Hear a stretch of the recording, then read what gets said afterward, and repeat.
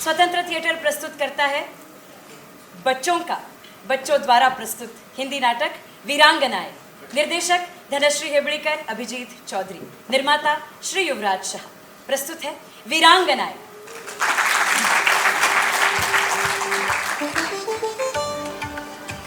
सावित्रीबाई ने शिक्षा की ऐसी मशाल जलाई कि अंधेरा डर कर भाग गया। और हाँ, तुम्हें पता है, कहानी बताने का एक ऐसा भी तरीका होता है जिसमें न सिर्फ बोलना पड़े और न सिर्फ लिखना पड़े, बल्कि कहानियाँ अपने आप चलती फिरती बोलती फिरती आती है। कितना मजेदार जादू है ये जादू नहीं है प्रियंवदा। तुम जिस जादू की बात कर रही हो उसे हमारी भाषा में सिनेमा कहा जाता है। सिनेमा, बिल्कुल सही पहचाना तुमने। हाँ, पर सचमुच सिनेमा तो एक जादू की तरह ही है। पर क्या तुम जानती हो, एक समय था जब स्त्रियों को कहा जाता था कि तुम इस चौखट से बाहर नहीं जा सकती और तुम सपने नहीं देख सकती। हाँ, बिल्कुल ऐसे ही टोका जाता था स्त्रियों को। पर तभी एक स्त्री थी जिसने कहा कि मैं इस चौखट से बाहर जाऊंगी और मैं सपने देखूंगी। पर फिर सोचो, इस समाज ने उस स्त्री से क्या कहा होगा कि एक लड़की होकर पुरुषों वाला काम करती हो, तुम्हें शर्म नहीं आती? ये सवाल पूछने की इजाजत तक किसने दी तुम्हें? अरे उर्वशी नाम नहीं है मेरा, उर्वशी नाम है। अच्छा, उर्वशी देवी, मेरी बात तो सुन। वो जो लड़की थी वो ऐसे वैसे लोगों की बात नहीं मानती थी, वो शेर दिल थी। वो समय कब का बीत गया। अच्छा हाँ, मैं तो भूल ही गई। तो अब बुलाए भारत की पहली महिला निर्देशक फातिमा बेगम को।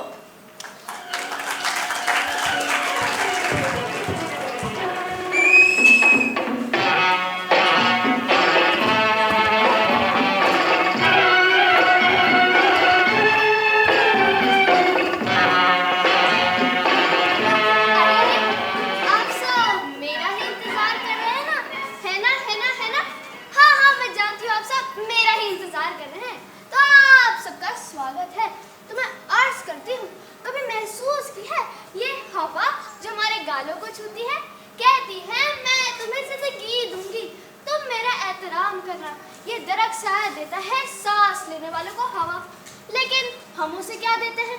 कल ही तो मोहल्ले वाले पार्क से 2 दरख्त काट दिए गए और सबने खामोशी से देख लिया। हम समझते हैं कि फितरत कुछ नहीं कहती, लेकिन हकीकत तो ये है वो हमेशा कुछ ना कुछ बयान ही करती रहती है। जब बारिश करती है तो पानी नहीं बरसता, बरसती है उसकी रहमत और उसकी मोहब्बत। ज़मीन थक चुकी है, नदियों में जहर घुल चुका है, पहाड़ भी अब फरियाद दे रहे हैं। लेकिन आज अगर हम बदल जाए तो परिंदे लौट आएंगे और हम मुस्कुराएं तो फितरत हमारी दोस्त बन जाएगी, दोस्त बन जाएगी, दोस्त बन जाएगी। शुक्रिया शुक्रिया। अरे तालियों की कोई जरूरत नहीं है। फातिमा! जी अबू। बेटी क्या कर रही हो? कुछ नहीं अबू। जरा रसोई घर में देख के अनाज खाने में क्या बना है। जी अबू, अभी देखती हूँ।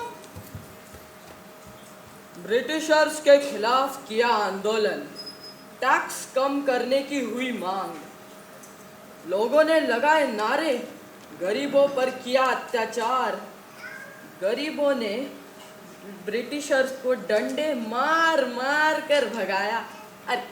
ब्रिटिशर्स ने गरीबों को डंडे मार मार कर भगाया। अरे रे रे रे रे। अबू खाना बन गया है। क्या बना है आज खाने में? अंडे का खागीना। अरे वाह, अंडे का खागीना। हाँ अबू, इन्हें तो मैं पहचानती हूँ। ये वही है ना, क्या नाम था? हाँ, विकाजी कामा। आप जानते हैं इन्होंने जर्मनी में कितना बड़ा भाषण दिया था? नहीं जानते हैं? नहीं? रहने दीजिए, मैं ही बोल के बता देती हूँ। देखो, फिर से उन्होंने मुझे क्रांतिकारी कहा है। मैं भारतीय नारी हूँ, भारतीय नारी, एक डेंजरस इंडियन वुमेन। और अब मैं लहरा रही हूँ भारत का झंडा पहली बार। ये सिर्फ एक कपड़ा नहीं, ये हमारे भारत की पहचान है। और हमारे भारत की बेटियां, वो तो बहुत बहादुर है। वो चाहे तो समंदर भी पार कर सकती है। अब मैंने कैसा बोला, मैंने कैसे कहा? अरे बेटी, ये जो तुमने कहा मुझे कुछ समझ ही नहीं आया। अब मैं कह रही थी कि आप तो जानती हैं कि मुझे ड्रामा करने में कितनी दिलचस्पी है। आपको याद है जब मैं छोटी थी तो कैसे दादी की नकल करा करती थी? अरे मेरी कमर! और हमारी वो पड़ोस वाली खाला जो हमेशा अपनी नाक से बोलती थी और हमारे घर आके कहती थी, एक कटोरी शक्कर मिलेगी क्या? और फिर आप मुझे खुश होकर अपनी गोदी में लिया करते थे और प्यार से मेरा माथा चूमा करते थे। आपको याद है अब्बू? आपको याद है सब? हाँ बेटी, ये सब मुझे याद है, पर आज अचानक से तुम मुझे ये सब क्यों बता रही हो? अब्बू, अगर इजाजत हो तो कुछ अर्ज करूं? हाँ फरमाओ। वो अब्बू, एक नौटंकी। क्या? नहीं, एक तमाशा। क्या कहा तुमने? नहीं अब्बू, हाँ, एक थिएटर खुला है मोहल्ले के सारे लड़के लड़कियों के साथ, उस्ताद रिजवान की मदद से। किसकी मदद से? अब्बू, उस्ताद रिजवान उर्दू थिएटर के इतने बड़े डायरेक्टर हैं। अरे तो बेटी, उनका क्या? तो अब्बू, क्या मैं इस थिएटर में काम कर सकती हूँ? क्या तुम नौटंकी? नहीं। तमाशा? नहीं। थिएटर? हाँ। क्या? हाँ, तुम थिएटर करोगी? ये कभी नहीं हो सकता। अब्बू, मुझे ड्रामा करना पसंद है, मान जाइए ना। अरे तुम जैसी पर्दा नशील लड़कियों का थिएटर में कोई काम नहीं है। अब्बू, मान जाइए ना। अरे बेटा, हमारे खानदान में बेपर्दा चीजों के लिए सख्त मनाही है। अब्बू, मैं आपकी हर बात मानती हूँ ना, आप मेरी इतनी सी बात नहीं मान सकते? अच्छा, तो तुम मेरी हर बात मानती हो, तो मेरी ये बात भी मानो। अब्बू, नहीं। मान जाइए ना। नहीं। मान जाइए ना। बिल्कुल नहीं। मान जाइए ना। नहीं मतलब नहीं। मान जाइए अब्बू। ये अब्बू को हो क्या गया है? वो मेरी बात क्यों नहीं मान रहे? क्या हो गया अगर मैं थिएटर करना चाहती हूँ तो? क्या मैं अपने सपनों को पूरा नहीं कर सकती? ठीक है, अगर अब्बू मेरी बात नहीं मानेंगे तो मैं खाना नहीं खाऊंगी और मैं उनसे बात भी नहीं करूंगी।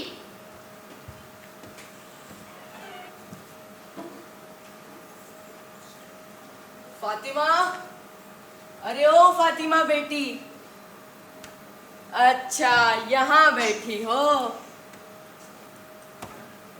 तुमने पिछले 2 दिन से ना अच्छे से खाया, ना अच्छे से सोई और अब्बू से नाराज भी हो।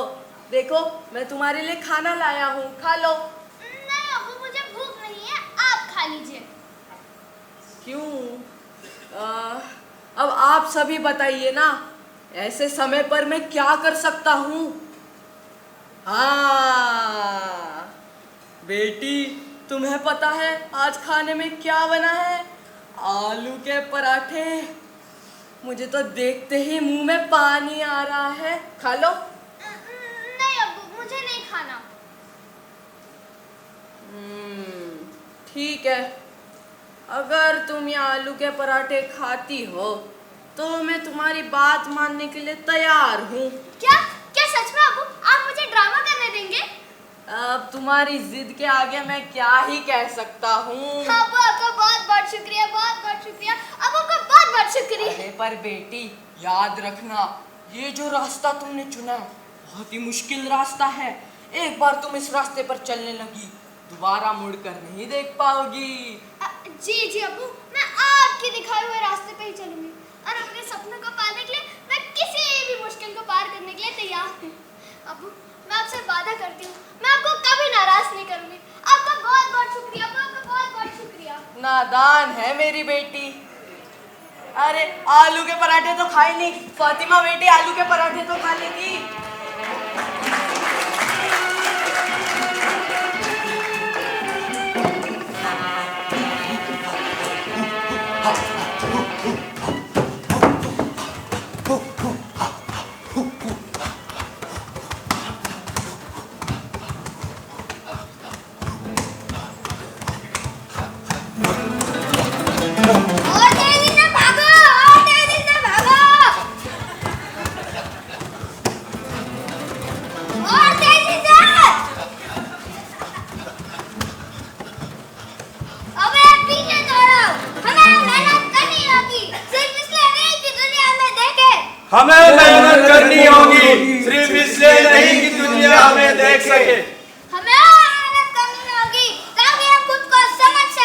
हमें और मेहनत करनी होगी ताकि हम खुद को समझ सके।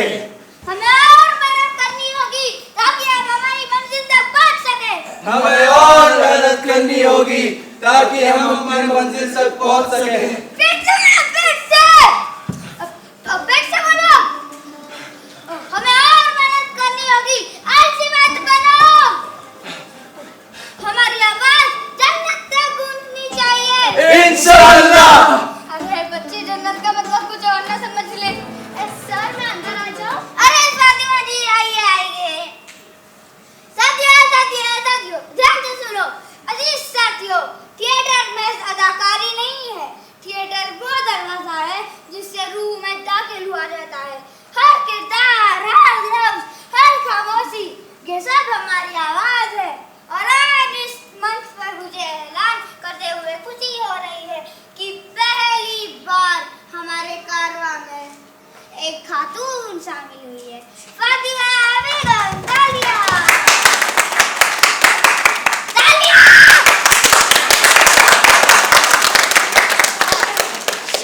शुक्रिया। मुझे तो ऐसा लग रहा है जैसे मैं किसी दरवाजे को नहीं बल्कि एक नई दुनिया ही पार कर आई हूँ। ये थिएटर मेरे लिए सिर्फ एक मंच नहीं, एक राहत है जहाँ औरतें सिर्फ पर्दे के पीछे नहीं होती बल्कि मंच के आगे खड़ी होती है अपनी कहानी बताने के लिए। बस यही जज्बा चाहिए। थिएटर किसी एक की कहानी नहीं होती, ये सबकी आवाज है। तो चलो रियाजा शुरू नहीं करते। क्या सर? क्या? एक सफर शुरू करते हैं। कलाकार नहीं बनते, जिंदा इंसान बनते हैं। फातिमा जी, क्या आपने आपके अब्बू की इजाजत ली है थिएटर आने के लिए? जी सर, मैं अपने अब्बू की इजाजत लेकर ही आई हूँ। आपने बहुत अच्छा किया। यकीनन हम इतिहास लिखने जा रहे हैं। इतिहास? आप वो धीरे धीरे समझ जाओगी फातिमा जी। अभी आप कलाकारों के साथ जुड़ जाओ। मैं थोड़ी देर बाद आता हूँ। रियासत टूटनी नहीं चाहिए। जी सर। रियासत शुरू रखो। जी सर। वालेकुम सलाम। मैं फातिमा, मैं यहाँ नई आई हूँ। किस लिए? थिएटर करने। अरे औरतों का काम होता है घर पे रुकना, खाना बनाना, बर्तन धोना। औरतें कब से थिएटर करने लगे? भाई मेरी बहन भी मुझसे कह रही थी कि भाईजान मुझे थिएटर करना है। मैंने कहा बहन तुम थिएटर करोगी तो मैं क्या करूंगा, घर में झाड़ू पोछा। अरे थिएटर करने के लिए ना ये सब करना पड़ता है। करके दिखाओ भाई, करके दिखाओ। ये सब तुम कर पाओगी? नहीं यार, थिएटर करना हो ना तो डायलॉग लेने पड़ते हैं सब बड़े बड़े। ये आंखें, ये काजल, ये जुल्फे खुली खुली, इतने बंदोबस्त क्यों किए?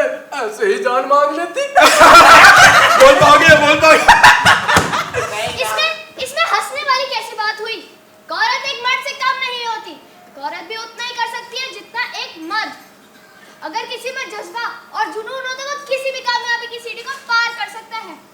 आज भी जब मैं इस दुनिया और अपनी जगह के बारे में सोचती हूँ तो मैं गर्व और आग महसूस करती हूँ। गर्व उस बात का जो मैं आज हूँ और आग उस बात की जो मैं आगे बनना चाहती हूँ। और मैं एक अदाकारा बन के ही दिखाऊंगी।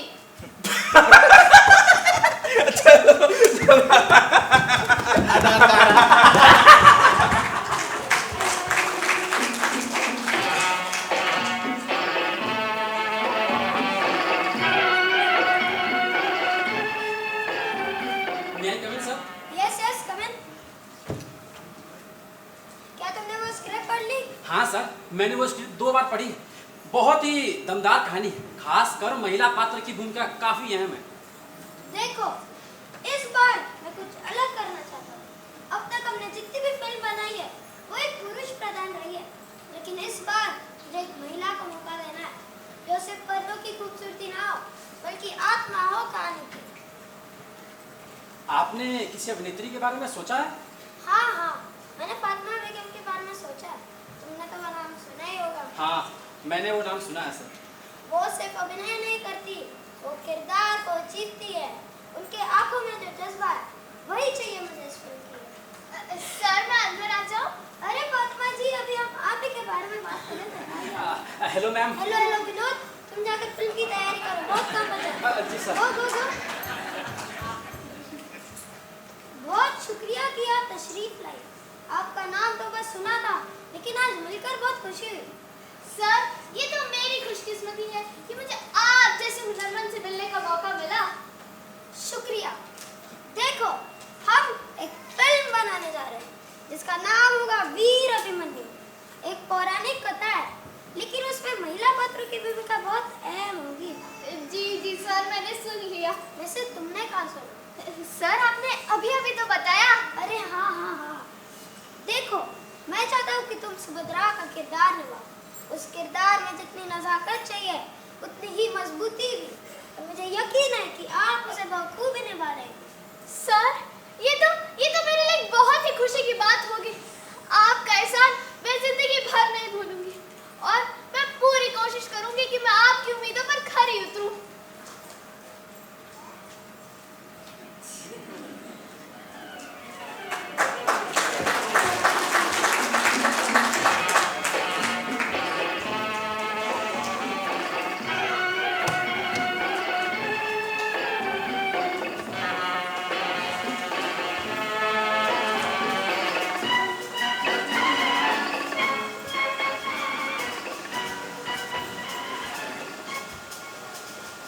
ये तुम लोग क्या कर रहे हो? इधर फातिमा जी रेडी और तुम लोग इधर समय बर्बाद कर रहे हो। चलो सब लोग काम पे लगो। और तुम इधर क्या कर रहे हो? तुम्हें क्या स्पेशल इन्विटेशन दूं? चलो कैमरा रेडी करो। तो चलो हम लोग शुरू करते हैं। Lights, ready ma'am. Camera, rolling. Action.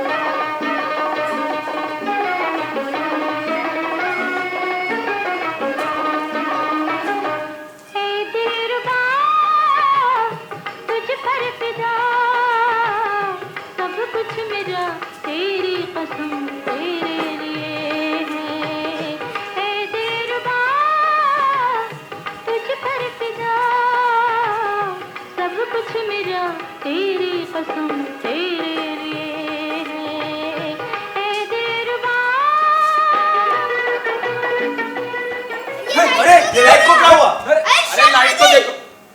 Lights हो गया है। मकबूल साहब, लाइट को देखिए।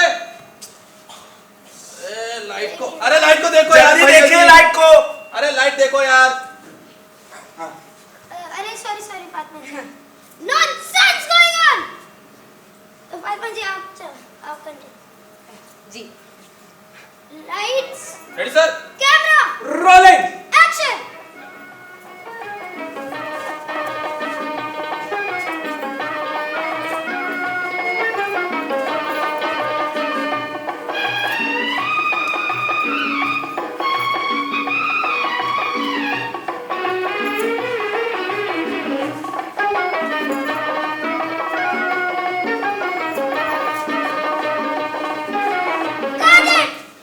फातिमा जी, आपने बहुत ही अच्छा किया है। आपकी अदाकारी तो कमाल की है। सर, कुछ गलत तो नहीं हुआ ना सर? सर, अगर मुझे वापस टेक करने की जरूरत हो तो आप बता दीजिए। सर, सब ठीक तो था ना? नहीं नहीं फातिमा जी, आपने सच में बहुत ही अच्छा किया है। आपकी आने वाली फिल्म बुलबुल बाकावली बहुत हिट जाएगी, मुझे पूरा यकीन है। बहुत बहुत शुक्रिया सर। सर, आपकी राय मेरे लिए बहुत मायने रखती है, और आपकी बातों को मैं याद रखकर भविष्य में और अच्छा काम करने की कोशिश करूंगी। मुझे लगता है कि आपके अदाकारी में एक अलग ही बात है। आप अपने किरदार में जान डाल देते हैं, और मुझे लगता है कि आपके फिल्मी दर्शकों को बहुत पसंद आएगी। बहुत बहुत शुक्रिया सर, आपका बहुत बहुत शुक्रिया। मुझे पता है कि आप और अच्छा कर सकती है। आप अपने किरदार में जान डाल देती है।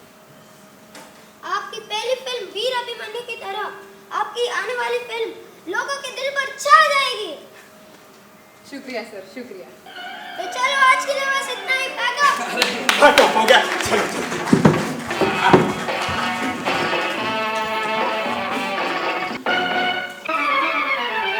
शरारत शरारत शरारत। सुल्ताना, अम्मी ने तुम्हें कहा था ना नृत्य का रियाज करने के लिए, वो तो तुमने किया ही नहीं। और शहजादी, अम्मी ने तुम्हें कितना कुछ सिखाया था। तुमने सरगम का रियाज किया?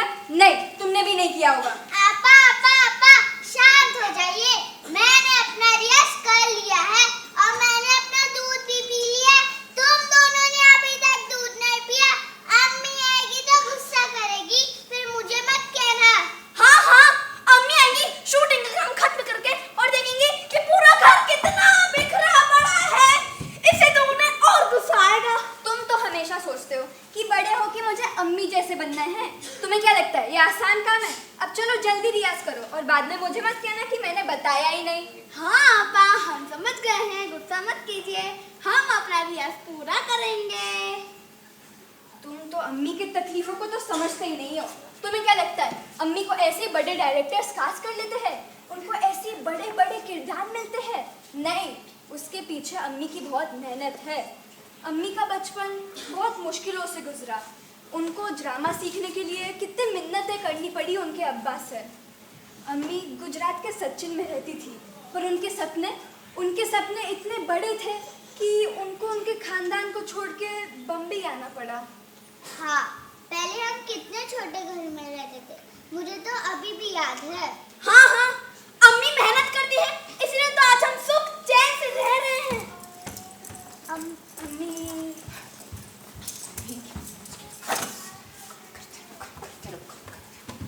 तुम तीनों मेरा पीछा क्यों कर रही हो? शहजादी जरा मुझे पानी पिला दो। हाँ अम्मी, अभी लेके आई। ये क्या है जुबैदा, पूरा घर इतना बिखरा हुआ क्यों है? और तुम सुल्ताना, तुमने तो अपना दूध पिया ही नहीं होगा। हाँ हाँ, मैंने दूध पी लिया है। ये अच्छा है, हो जाओ ना साज, हो जाओ बीमार, ना समय पर खाना खाना है ना अपना दूध पीना है। सबने बस परेशान करके रखा है मुझे। अम्मी, आज आप किसी बात से खफा है? क्या समझ रखा है माशरे ने खवातीन को? क्या फिल्मों में यही हमारी किरदार मिलेंगे हमें, ऐसे रोने वाली, गमगीन, ख्वाब देखने वाली?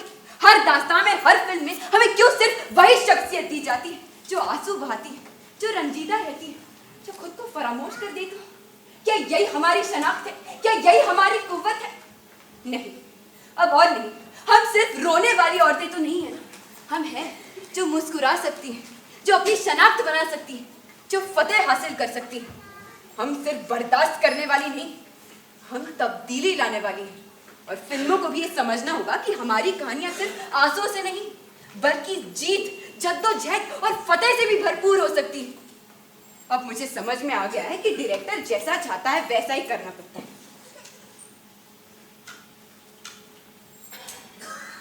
इसलिए अब मैं डायरेक्टर ही बनूंगी। अम्मी डायरेक्टर? और आप औरत डायरेक्टर कैसे बन सकती है? इसका मतलब अम्मी और ज्यादा देर बाहर रहेगी।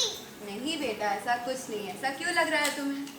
अगर अम्मी डायरेक्टर बन गई ना तो बहुत ही अच्छा रहेगा। ऐसा क्यों? क्योंकि अगर अम्मी डायरेक्टर बन गई ना तो उनकी कोई शिकायत नहीं करेगा और सब उनकी बात सुनेंगे। वैसे तो सुल्ताना, तुम सही कह रही हो। अगर पहली खातून डॉक्टर आनंदीबाई जोशी बन सकती है, पहली खातून शिक्षिका सावित्रीबाई फुले बन सकती है और पहली खातून अभिनेत्री फातिमा बेगम बन सकती है, तो वही फातिमा बेगम पहली खातून डायरेक्टर क्यों नहीं बन सकती? बताइए अम्मी, हम आपके लिए क्या कर सकते हैं? मैं आपके लिए स्क्रिप्ट लिखूंगी, रानी जो पूरे नगर पे अपना शासन चलाती है। अम्मी, आपको कैसी लगी मेरी कहानी? अम्मी, क्या मैं आपकी फिल्म में नृत्य कर सकती हूँ? और अम्मी, क्या मैं आपकी फिल्म में अभिनय कर सकती हूँ? ए खुदा, ए परवरदिगार, तेरी रहमत हम पर सदा बरसती रहे, बरसती रहे।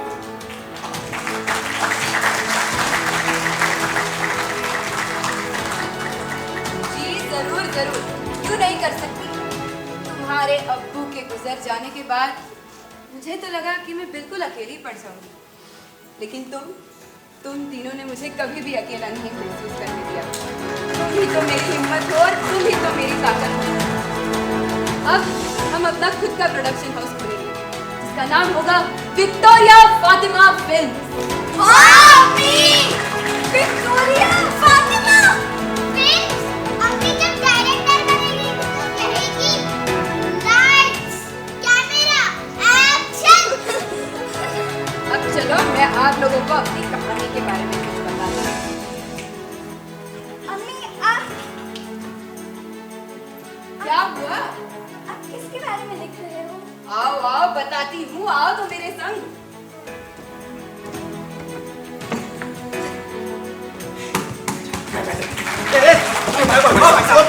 भाई साहब मुझे टिकट दे दीजिए। नहीं ना मुझे साहब इतनी भीड़ क्यों लगा रखी है?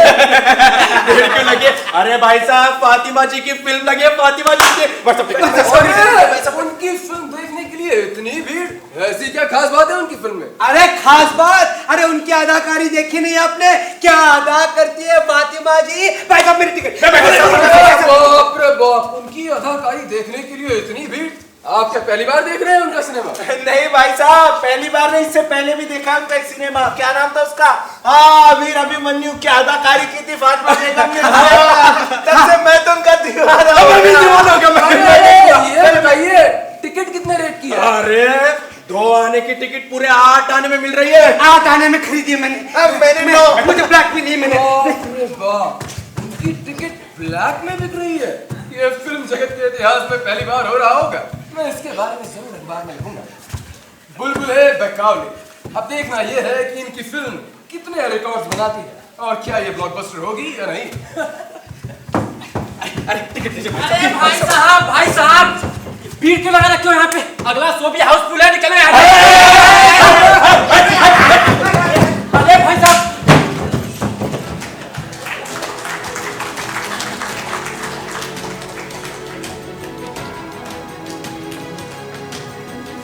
अम्मी आपने आपकी कहानी के बारे में विशेष नहीं बताया। आपकी पूरी कहानी बताइए। पहले खत्म हो लेने दो, उसके बाद सब बता दो।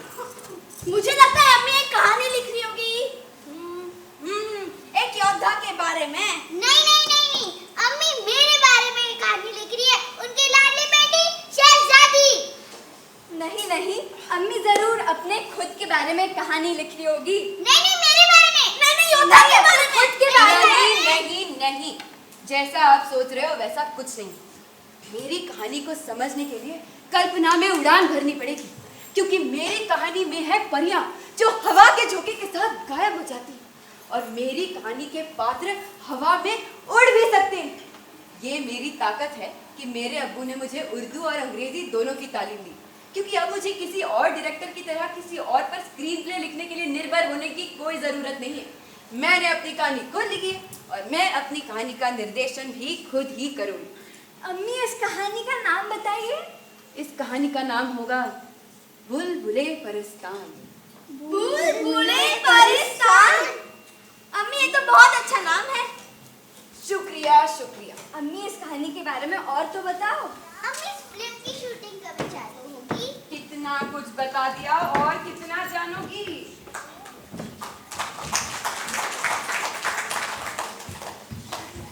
भाई चलो जल्दी। इधर लगाओ, पीछे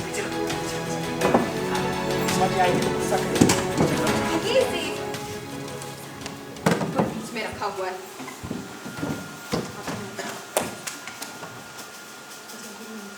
अम्मी के पहले फिल्म का इतना बड़ा सेट। यहाँ पर तो लगभग 400 लोग होंगे।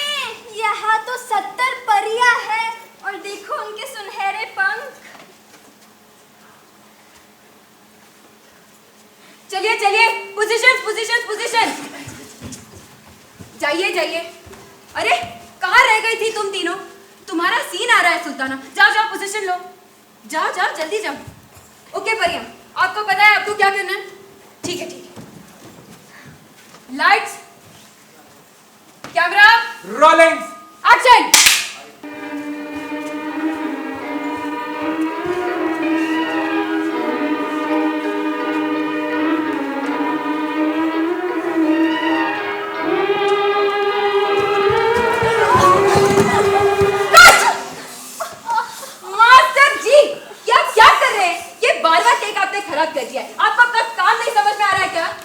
देखिए फातिमा जी, आज तक मुझसे इस तरीके से किसी ने बात नहीं की है, और अगर आपको मेरा काम पसंद नहीं है तो मैं ये शूटिंग छोड़कर जा रहा हूँ। अरे मास्टर जी, आपको आज तक किसी औरत ने डांटा नहीं है ना? लगता है मैं वो पहली औरत हूँ। चलिए कोई नहीं, मुझे माफ कर दीजिए कि मैंने आप पर चिल्लाया। आप एक काम कीजिए, आप जाइए वहाँ आराम से बैठ जाइए। जाइए। सुनो, मास्टर जी के लिए चाय लेकर आओ। गरम चाय लेकर आओ। बिना शक्कर। बिना शक्कर। आप यहाँ पर आराम से बैठकर चाय पीजिए, मैं खुद संभाल लूंगी। तो सुनो लड़कियों, अब मैं आखिरी बार बता रही हूँ, ध्यान से सुनो। आपको इस ओर से आना है और आपको इस ओर से, फिर बीच में मिलना है और उसके बाद एक चक्कर लगाकर जब राजकुमारी प्रवेश करेगी तो फूल बरसने चाहिए। आई बात समझ में? किसी को कोई शक? मैडम धुआं छोड़ो। बिल्कुल भी नहीं, आप गलत समय पर धुआं छोड़ रहे हैं, इसलिए सब गलत हो रहा है। तो आप ही बताइए कब छोड़ो धुआं। धुआं तब छोड़ना है जब राजकुमारी अपने घोड़े पर सवार होकर युद्ध जीत कर आएंगी। ऐसा लगना चाहिए जैसे कोई देवी का ही रूप प्रकट हो गया हो। समझ गया मैडम, तभी छोड़ता हूँ धुआं। चलिए जाइए जाइए, अपने पोजीशंस लीजिए। मास्टर जी गुस्सा थूक दीजिए, आइए गेट रेडी। चलिए, lights, roll camera, rolling, action.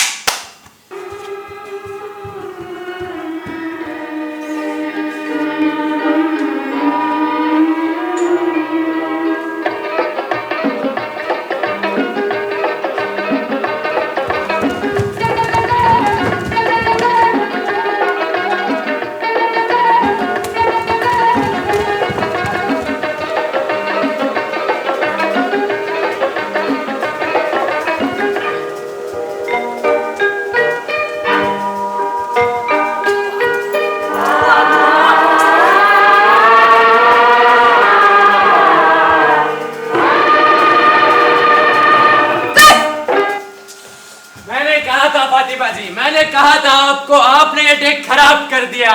अब मैं करता हूँ, रुकिए। लाजवाब, क्या टेक था, परफेक्ट।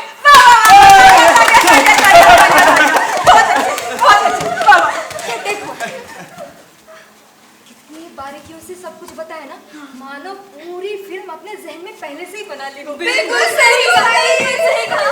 क्या हुआ, थक गई हो क्या? ये बस याद रखो कि ये कोई फिल्म नहीं, ये है हमारे सपनों की उड़ान। चलिए आज के लिए बस इतना ही।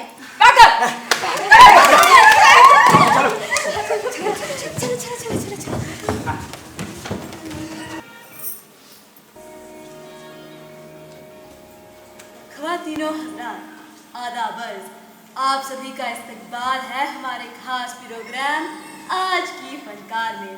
मैं वानी और आज की हमारी मेहमान को कोई तारीफ की ज़रूरत नहीं। आज हमारे बीच मशहूर फिल्म्स बुलबुले परिस्तान, चंद्रावली, कनकतार जैसी फिल्म्स की निर्देशक फातिमा बेगम जी है। स्वागत है आपका फातिमा जी, हमसे शरीक होने के लिए, वक्त निकालने के लिए शुक्रिया। हम जानते हैं आप बहुत मसरूफ़ हैं और अक्सर इंटरव्यूज़ मंजूर नहीं करते। शायद आपने बस इसलिए मंजूर किया क्योंकि हम आपकी पुरानी सहेली हैं। जी ज़रूर, ये सच है कि मैं अक्सर इंटरव्यूज़ नहीं दिया करती। तो आप बताइए, आपकी पैदाइश कहाँ की है? आप अपने जड़ों के बारे में क्या कहना चाहेंगी? मेरी पैदाइश लाहौर की है। उस समय लाहौर ब्रिटिश इंडिया का एक हिस्सा होता था।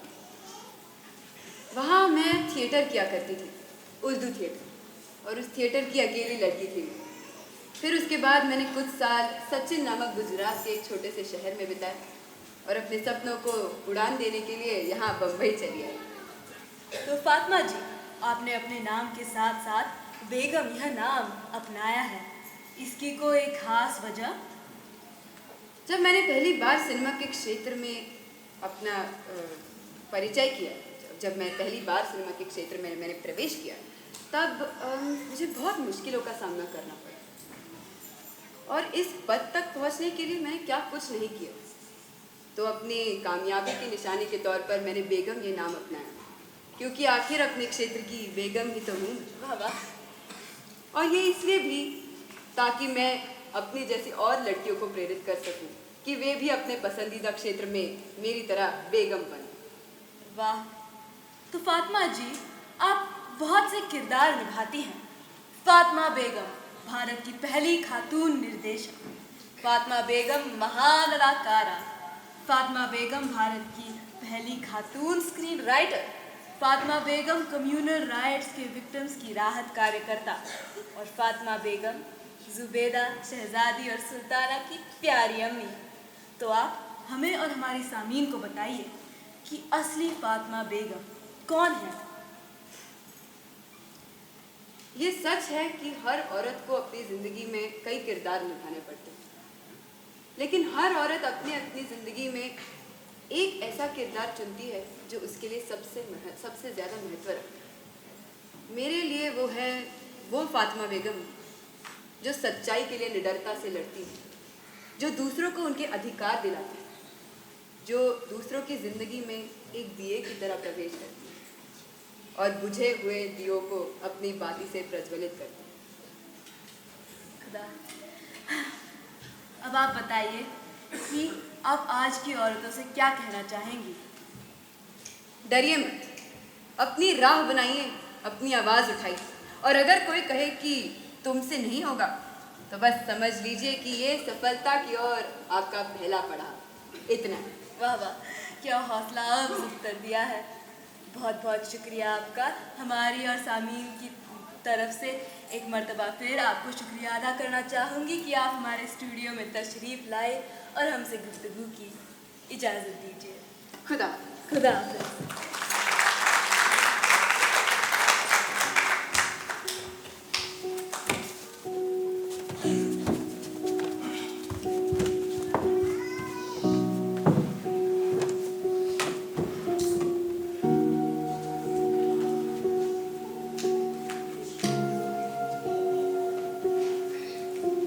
मेरी फिल्म मेरी मेहनत का नतीजा था। कितनी आमदनी की थी उसने, कितनी मशहूर रही है बॉक्स ऑफिस पर। जितनी कद्र आवाम ने की शायद ही किसी को मिली होगी। हर गली हर चौक पर मेरे फिल्म के पोस्टर्स लगाए हुए थे। लोगों ने दिल से लगाकर अपनाया था मेरी बात। लेकिन क्या ये सब अब कोई मायने नहीं रखता। मैंने सुना यूनियन साहब को लंदन तलब किया जा रहा है। मुबारकबाद हो। लेकिन वो तो मुझसे जूनियर है, अभी तो आए थे मुझसे मिलने, और अब उन्हें दूसरे मुल्क में दाद दी जा रही है। क्या इसका मतलब ये हुआ कि मैं, सुल्ताना, शहजादी, जुबेदा, हमारी मेहनत, हमारी माजी कोई याद नहीं रखेगा? क्या एक औरत का ख्वाब, उसका सपना तारीख के किताबों में बस एक खुशनुमा हवाले की तरह रह जाएगी? नहीं, मैं ऐसा नहीं होने दूंगी। अगर कोई मेरी कहानियां नहीं सुनाएगा तो मैं अपनी कहानियां खुद सुनाऊंगी, हर मंच पर जाकर, ताकि लोग याद रख सकें कि एक औरत थी जिसने कैमरे के सामने खड़े होने का साहस रखा।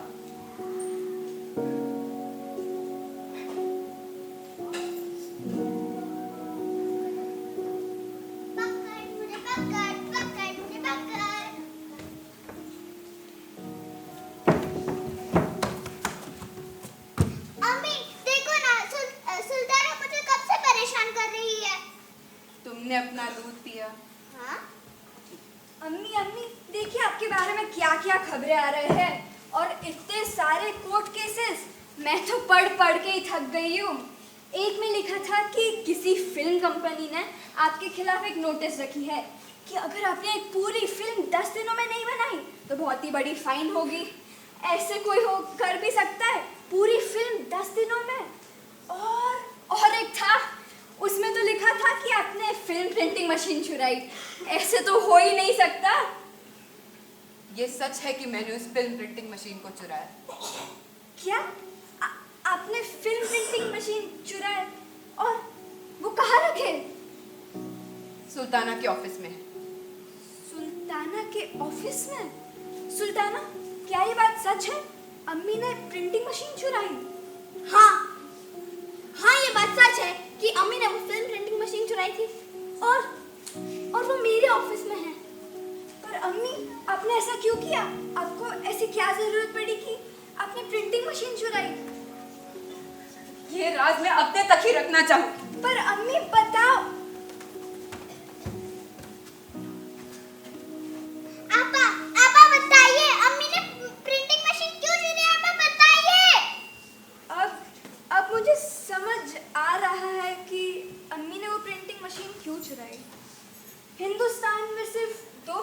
बहुत औरतें पढ़ पाती है और बाकी तो जैसे पढ़ने के सपने भी नहीं देख सकते। हम औरतों को घर से बाहर काम करने के लिए इजाज़त चाहिए होती है। क्यों? क्या हमारे सपने, हमारी आवाज़, हमारी मेहनत किसी इजाज़त की मोहताज है? कहा जाता है कि कोई भी अपनी पसंद की चीज नहीं कर सकता, खासकर औरतें। लेकिन मेरी अम्मी ने वो किया। वो बनी एक निर्देशक ऐसी दुनिया में जहाँ सिर्फ मर्दों का बोलबाला था। किसी ने उनकी फिल्में नहीं देखी, किसी ने उनके शब्द नहीं सुने, और जिन्होंने सुने भी उन्होंने समझने की कोशिश नहीं की, उल्टा अपने मुकदमे कर दिया उन पर शुक्र है कि ये मामले अदालत में गए, क्योंकि वही पुराने अखबार आज मेरी अम्मी की कहानी बताते हैं। लोग भले उन्हें भूल जाए, लेकिन कागज कभी झूठ नहीं बोलता। मेरी अम्मी ने कभी इंटरव्यू नहीं दिया। वो अपनी कहानी को किसी को भी सौंपना नहीं चाहती थी। और अब मुझे समझ आ रहा है कि अम्मी ने वो प्रिंटिंग मशीन क्यों छुड़ाई, क्योंकि जब कोई तुम्हारी बात नहीं सुनता तब तुम्हें अपना मंच, अपना माध्यम खुद बनाना पड़ता है, और वो मेरे अम्मी ने किया।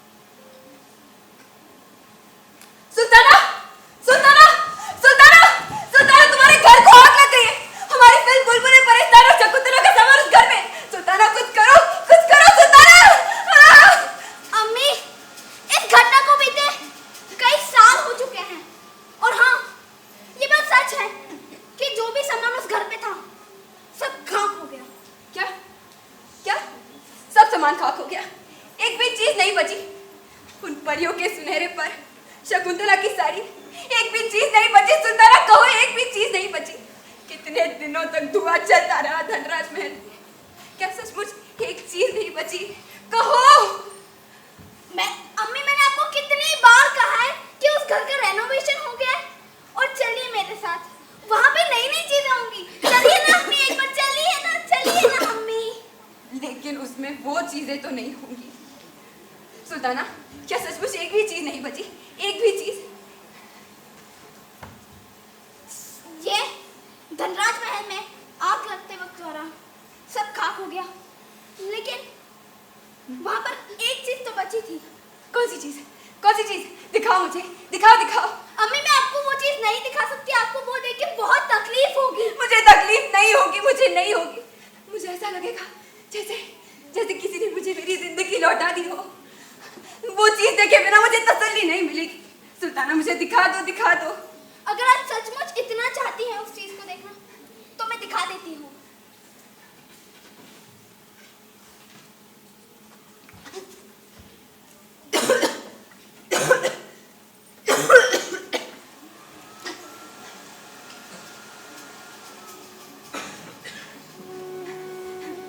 धनराज महल के आग लगते दौरान आपकी आखिरी फिल्म का इकलौता पोस्टर बचा था।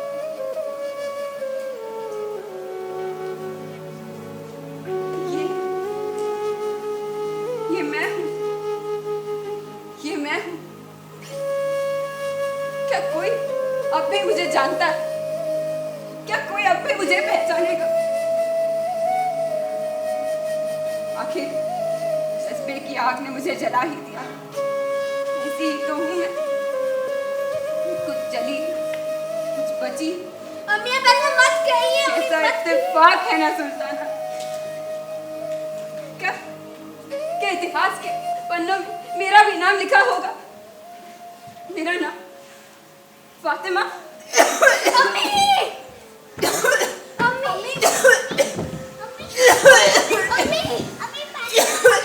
आराम कीजिए अम्मी। चलो हम आपके कमरे में चलें। अम्मी, आपको अस्पताल ले जाना चाहिए।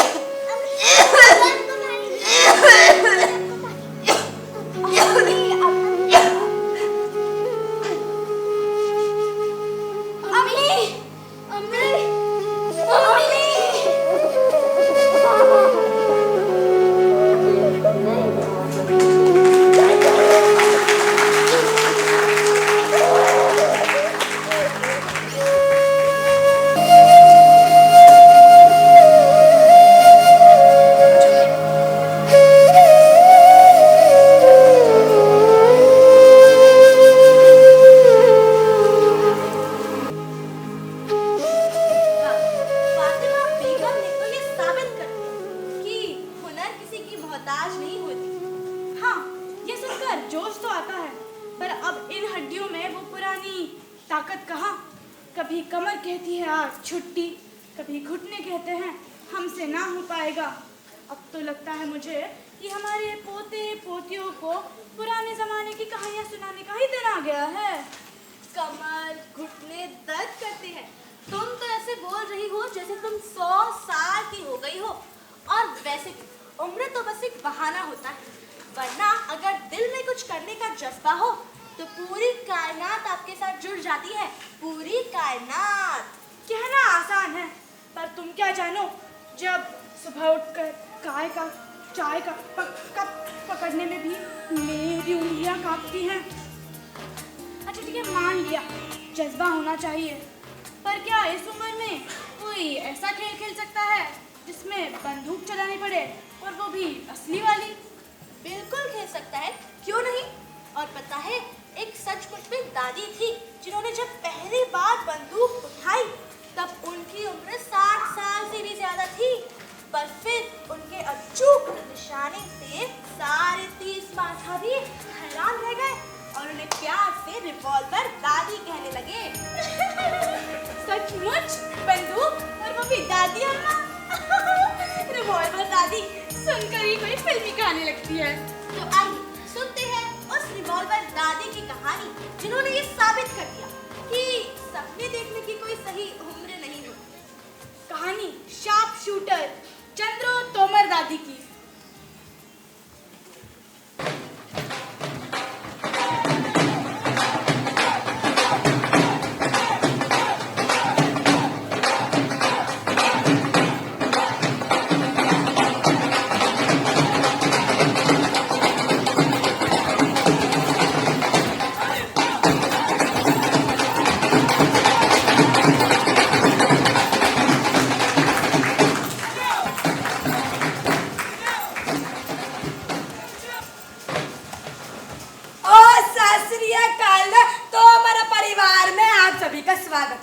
यह परिवार सिर्फ एक परिवार नहीं, एक परंपरा है जिसने कई दशकों से इस गांव को संभाला है। हमने आज तक किसी को हमारी मर्यादा तोड़ने की इजाजत ना दी और भविष्य में ना ही कभी देंगे। मैं हूँ रतन सिंह तोमर, इस परिवार का सबसे बड़ा सदस्य, गांव का मुखिया। इस परिवार की परंपरा मर्यादा को बढ़ाए रखते हैं। समझिए, ये घर मेरा है और इस घर का हर एक फैसला मेरा है। ये है मेरी भाभी चंद्र तोमर, जो मेरे भाई बोर सिंह तोमर से 30 साल से विवाहित है। उसने अपनी जिम्मेदारी को समझ लिया और घर के कामों को आसानी से कर लेती है। ये है मेरी पोती सीमा शेफाली, जो भी छोटी है। उसने दुनिया ना देखी है, मगर उसे पढ़ाई का बहुत शौक है। मैंने कहा कि 10वीं के बाद पढ़ने की कोई आवश्यकता नहीं है। वह समझ गई है कि भावना आशीर्वाद नियम महत्वपूर्ण है। ये है मेरी दूसरी भाभी प्रकाशी तोमर, जो मेरे भाई जय सिंह तोमर से विवाहित है। उसने भी अपनी जिम्मेदारी को समझ लिया और घर के कामों में हाथ बटाती है।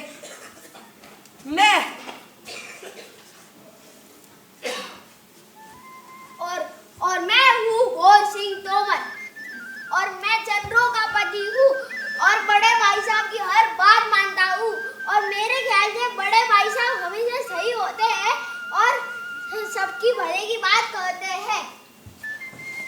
और मैं हूँ प्रकाशी का पति जय सिंह तोमर और मैं अपने दोनों भाइयों का आदर रखता हूँ और उनके विचारों से सहमत हूँ। मेरे परिवार में 25 से ज्यादा लोग हैं, सभी एक ही छत के नीचे रहते हैं। वो हवेली जो हमारे पूर्वजों ने बनाई थी और आज तक हम उसे संभालते आ रहे हैं।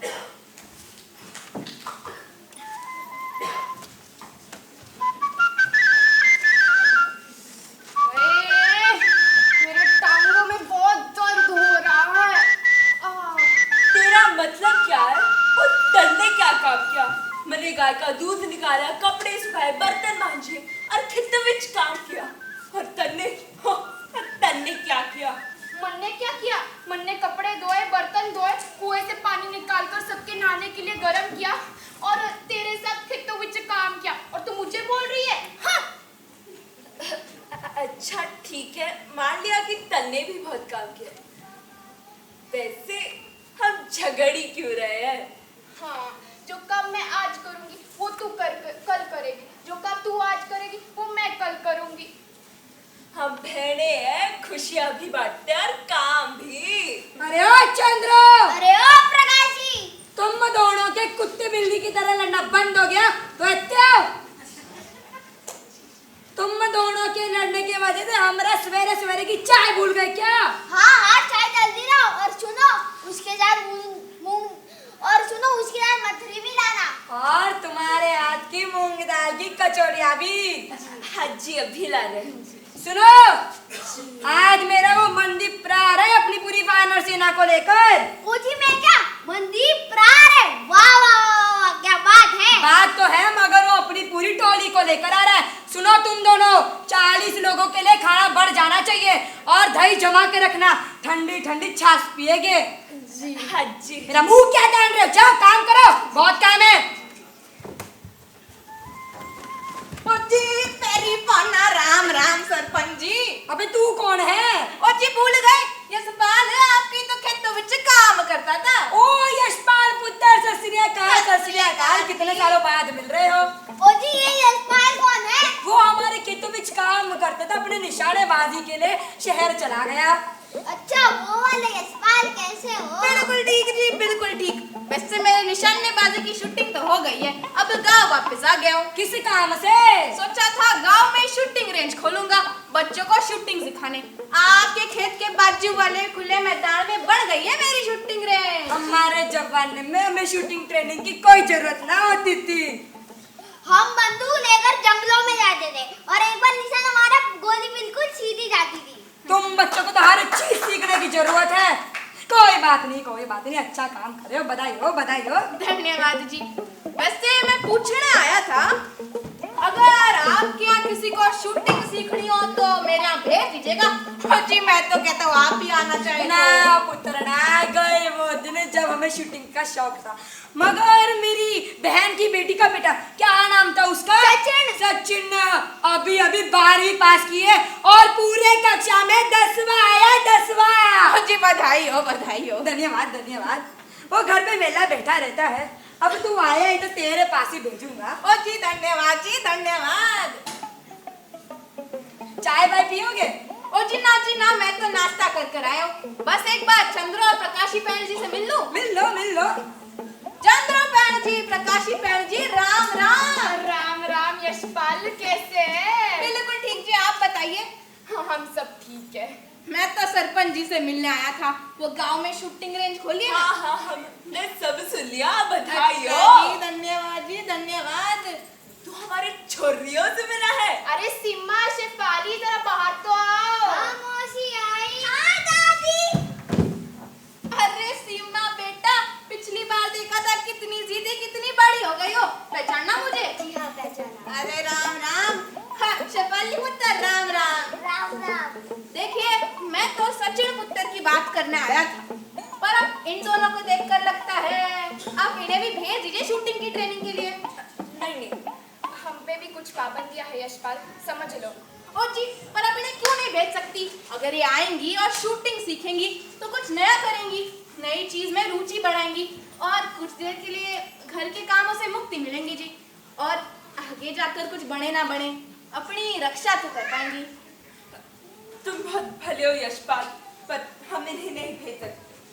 और जी मुझे माफ कर दीजिएगा अगर मैंने कोई हद पार कर दी हो तो, मुझे चलना चाहिए जी। हाँ, राम राम राम राम। अभी आइएगा घर। हाँ जरूर।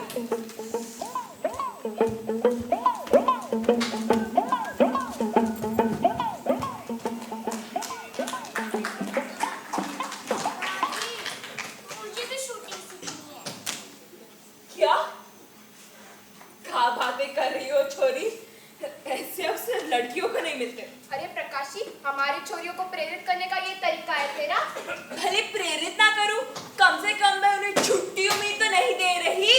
यही तो सच्चाई है। सच्चाई तो ये है कि औरतों को मौके मिलते नहीं, दिए जाते हैं, और हमारे छोरियों के लिए मौके देने वाले हम ही तो हैं। मौसी रहने दीजिए, हमें पता है कि मामा जी नहीं जाने देंगे। क्यों नहीं जाने देंगे? क्या वो अपनी छोरियों की उन्नति नहीं देखना चाहेंगे? उन्नति तो देखना चाहेंगे, एक बार पूछ लेते हैं। हाँ हाँ पूछ लेते हैं। ठीक है, वैसे पूछने में क्या हर्ज है, तो मान जाएंगे है ना? हाँ हाँ मान जाएंगे, चलो चलो पूछ लेते हैं। ठीक है।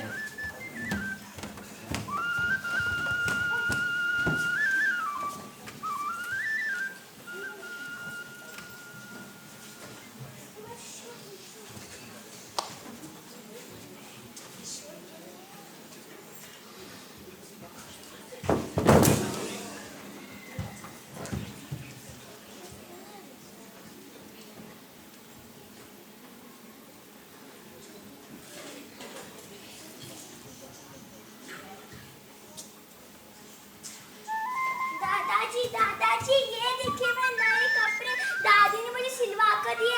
मैं अच्छी लग रही हूँ ना? ये कैसे कपड़े पहने तूने? समाज में हमारी नाक कटाना चाहती हो क्या? दादी ने सिलवा कर दिए है ना? बुला बुला थारी दादी ने, खबर लूंगा मैं उसकी। अरे ओ चंद्र, अरे ओ प्रकाश जी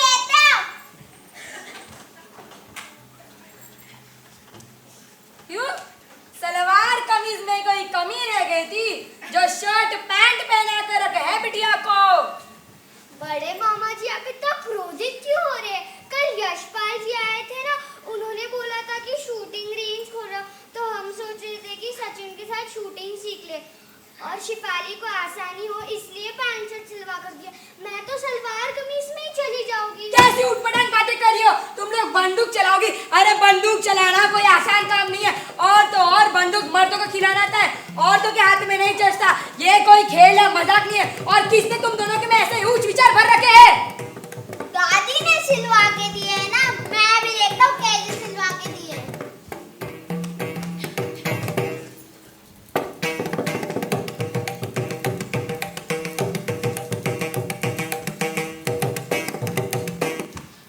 ये देखिए भाई साहब क्या काम चल रहा है घर में।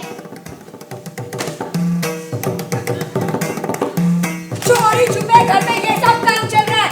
अपने औकात में रहना सीखो। घर का काम करो, खेत में काम करो, बाकी काम में रुचि दिखाने की कोई आवश्यकता नहीं है। जाओ अंदर।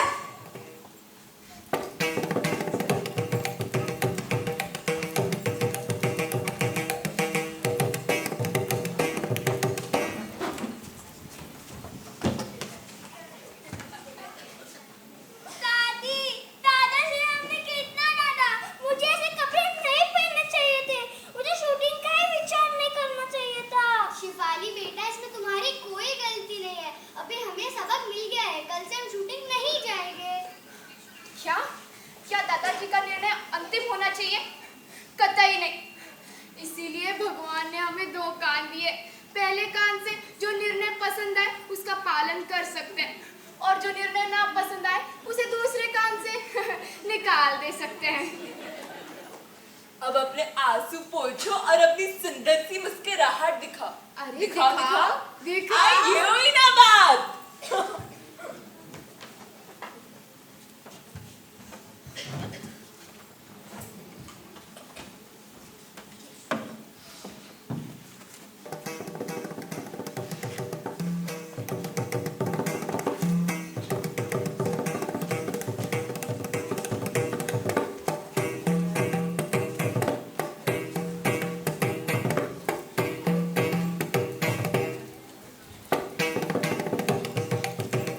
और गोली मारो। अरे सच्चे पुत्र, ये तेरा 10वां गलत निशाना गया है। अरे मुझे लगा तेरे दादाजी ने तुझे कुछ तो सिखाया होगा। अरे यशपाल चाचा, मुझे लगा एक बार गोली चलाओ तो सीधा जाकर निशाने पे लग जाती है। मुझे थोड़ी ना पता था वो यहाँ वहाँ उड़ती रहती है। अगर मुझे पता होता तो मैं आपके पास थोड़ी ना आता सीखने। तू ऐसे ऐसे हिलेगा तो निशाना यहाँ मार जाएगा ना। अरे मेरे हिलने को कुछ मत बोलो, मारने स्टाइल है। ठीक है, अपना स्टाइल अपने पास रख। अब और एक बार कोशिश नहीं कर नहीं, मैंने अपना मन बना लिया है। वैसे भी मेरे को निशानेबाजी में दिलचस्पी नहीं कोई। मैं चलता हूँ। रुक, अगर तुमने सही निशान ना मारा तो मैं तुझे 2 रसीले आम दूंगा। मेरे घर के बाहर ही आम का पेड़ है, मैं खुद तोड़ के खा लूंगा। सत श्री अकाल। ले लो अपना गन।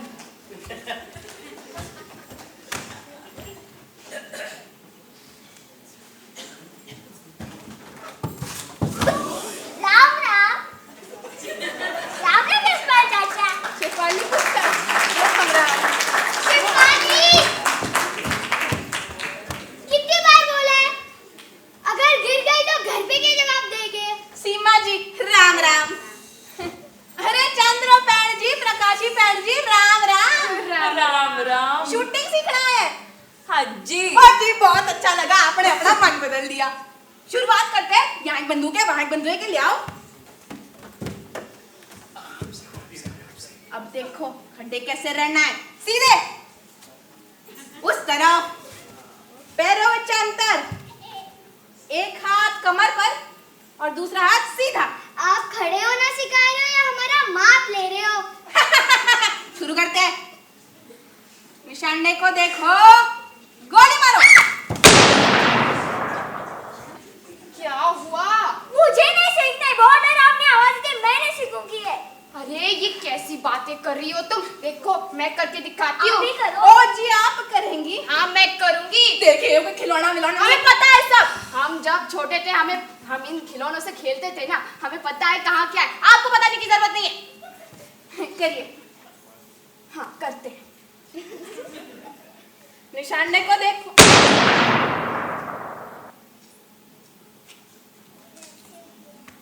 भूल जाए। पहला निशाना भूल जाए। जी कोइंसिडेंस, जी कोइंसिडेंस, इत्तेफाक होगा। ऐसा ही है तो फिर से करके दिखाइए। हाँ फिर से करके दिखाते हैं। निशाने को देखो, गोली मारो। हो जी, ये तो फिर से बुलजाए लग गया। बुलजाए क्या होता है? हो जी आपको नहीं पता? देखिए जी, ये होता है निशाना और ये बीच में ये बुलजाए। यहाँ गोली मारी तो सबसे ज्यादा पॉइंट्स, और आपने दो बार लगातार बुलजाए मार दिया जी। मैं तो कहता हूँ आपको यहाँ रोज आना चाहिए मुझसे शूटिंग सीखने। मैंने दो बार मारा बुलजाए। दो मुझे बहुत सारे पॉइंट्स मिलेंगे ना। बहुत। ओह तो मैं आ जाऊंगी। जी प्रकाशी बहन जी, आपकी बहन का क्या पक्का निशाना है, पहले शॉट नहीं भूल जाए। मैंने कहा और एक बार करो, फिर से भूल जाए। और जी देख यशपाल, हम यहाँ छोरे छुपे नहीं आए ताकि तू चंद्रों की तारीफ करे। हाँ, और बुलजाए मारना इतनी बड़ी बात नहीं है, हम भी मार सकते हैं। ए सीमा, बंदूक फेंक। और जी फेंकने की क्या जरूरत है, दे भी तो सकते हैं जी। हाँ, आराम से जी, गोली मारो। प्रकाशी बहन जी, आप दोनों खाने में क्या खाती है? जरूर कुछ खास खाती होगी ना, बताइए। ऐसे बेमतलब सवाल क्यों पूछता है तू? जी क्योंकि आपका भी आपकी बहन की तरह पहले शॉट में बुलजाए लग गया है जी। मैं तो कहता हूँ आपको भी यार रोजाना चाहिए मुझसे शूटिंग सीखने। नहीं, देखिए हमारी उम्र नहीं है शार्प शूटिंग सीखने के लिए, और हमें कुछ रुचि भी नहीं है। देखिए आप ऐसा नहीं कह सकती। आप ये खेल अपने लिए नहीं खेलेंगी, बल्कि खेलेंगी हर उस छोरी के लिए जिसे खेलने का अधिकार नहीं दिया जाता, जिसका परिवार उसे बढ़ावा देने की जगह उसे पीछे खींचता है, जिसमें टैलेंट तो है पर उसे दबाया जाता है जी। आप पूरी दुनिया को दिखा देंगे कि चाहे कितनी भी अड़चने हो, कितनी बाधाएं हो, आप नहीं रुकेंगी, आप अपनी राह से नहीं हटेंगी। आप सीमा और शेफाली जैसी छोरियों को प्रेरित कर रही है, इसलिए आप हार नहीं मान सकती। ठीक है, बना लिया है तन्ने। सरपंच जी को क्या बताएं? सरपंच जी से छुपाना है, और जी आसान सी बात है।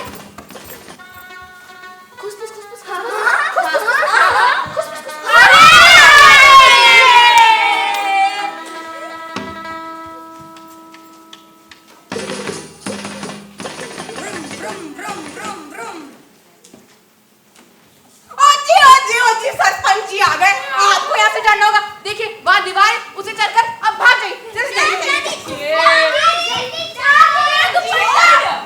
सरपंच जी राम राम, पैरी पौना, वैसे कैसे आना हुआ बिना बताए? ओ जी दुपट्टा किसका है?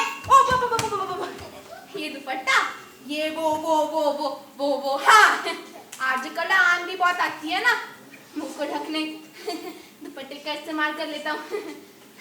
मैं सुखा कर आया जी। दाल में कुछ काला है क्या? दाल में कुछ काला है? सही तो बोल रहे यशपाल, आजकल आंधी बहुत आती है, खाना का उस पर शक करने का। हाँ। वैसे बताइए जी, अचानक कैसे आना हुआ?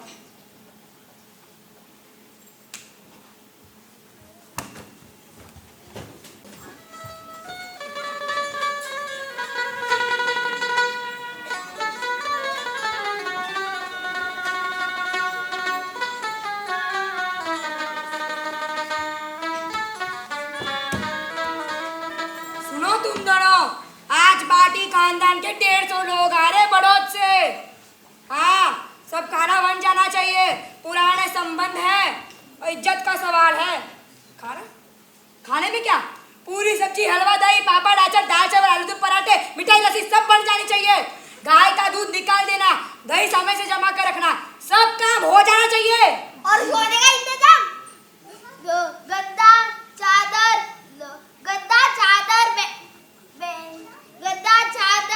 आंगन बैठक सब चलना चाहिए, कोई भी शिकायत नहीं आनी चाहिए। हाँ, जाओ काम करो, बहुत काम है।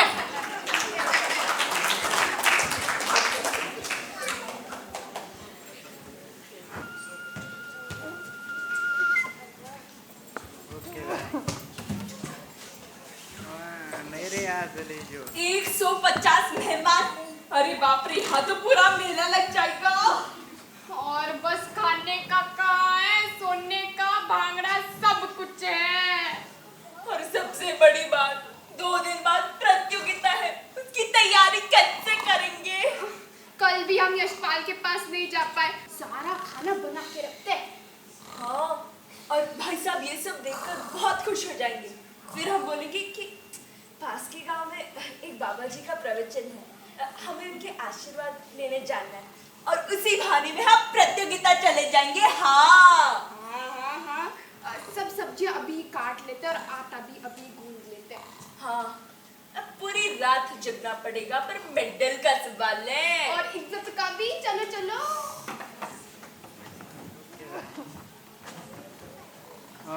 मेरे यहाँ से ले जो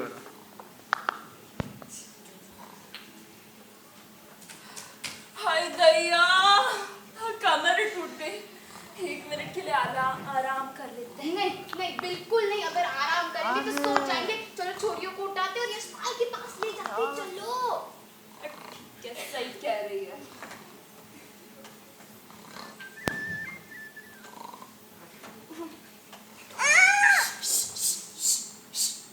यशपाल चल रहा है ना, चलो कितने जा रहे हो तुम चारों? हाँ जी, हम वो गाय का दूध निकालने जा रहे हैं, ताकि कल दही समय पर जम जाए। खाने की खुशबू आ रही है, इतने जल्दी खाना भी बनाया। वाह वाह वाह, अच्छी मेहमानबाजी कर रहे हो तुम दोनों। जाओ जाओ अभी।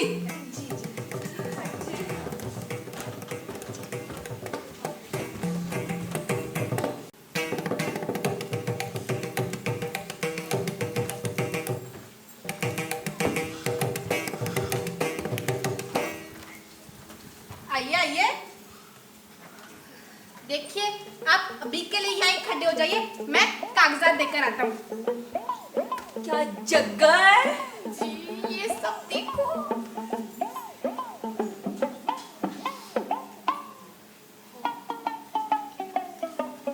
और जी देखिए, मैंने कागजात तो दे दिए। अब आप वहाँ खड़े हो जाइए, रुकिए, और वहाँ पे ही रहना है, यहाँ नहीं आना है, ठीक है? हिलना नहीं है।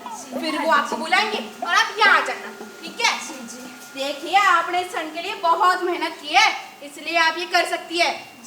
अब शूटर दादी नंबर 1, यस सर। शूटर दादी number 2, yes sir. All the best जी, ऑल द बेस्ट। धन्यवाद यशपाल। धन्यवाद यशपाल।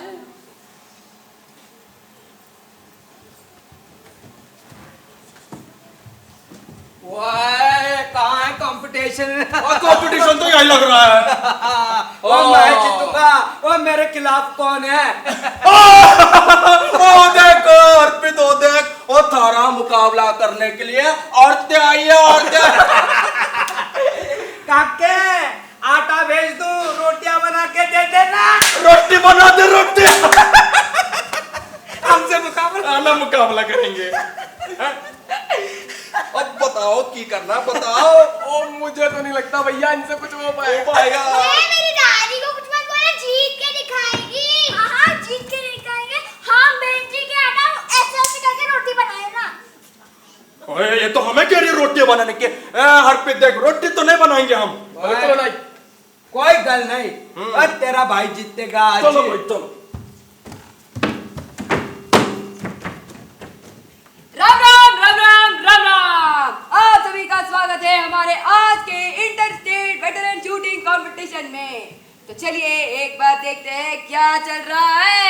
ऐसा लग रहा है कि दर्शकों में बहुत मौज मजे चल रहे हैं। हमारी पहली कॉन्टेस्टेंट निशाने नंबर 1 पर है मिस प्रकाशी तोमर। हमारे दूसरे निशाने पर है मिस चंद्रो तोमर। ये दोनों महिलाएं पहली बार हमारा कंपटीशन में मौजूद हुई हैं। और निशाने नंबर 3 पर है मिस्टर हरप्रीत सिंह।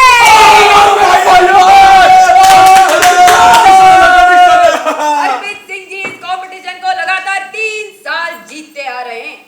तो याद रखिए इस कंपटीशन में है 5 राउंड्स, 1 राउंड 1 मिनट 1 शॉट। तैयार हो जाइए। शॉट नंबर 1 फाइड इन 3 2 1। चलिए एक बार लीडर बोर्ड की ओर नजर घुमाते हुए हम देख रहे हैं हरप्रीत जी का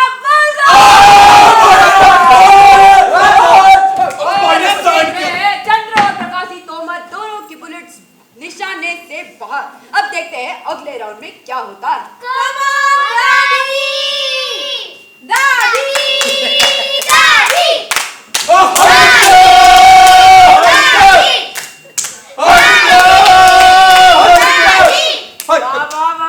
चलिए शांत हो जाइए। बढ़ते हैं आगे राउंड 2 की ओर।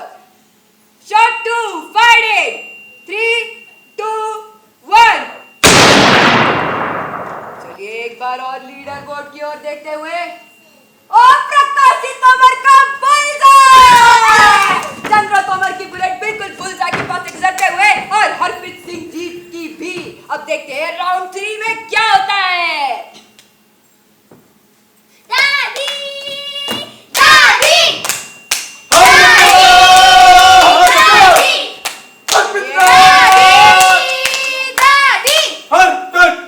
चलिए अब आगे बढ़ते हैं आखिरी राउंड 5 की ओर। ये बहुत ही ज्यादा महत्वपूर्ण राउंड है। लीडर बोर्ड पर फर्स्ट है मिस प्रकाशी तोमर, सेकंड है मिस्टर हरप्रीत सिंह और थर्ड है चंद्रो तोमर। आखिरी शॉट फाइटिंग 3 2 1। और हम देख रहे हैं प्रकाशी तोमर का एक बुलजाई। चंद्रो तोमर का भी बुलजाई और हरप्रीत सिंह जी की गोली निशाने से बाहर।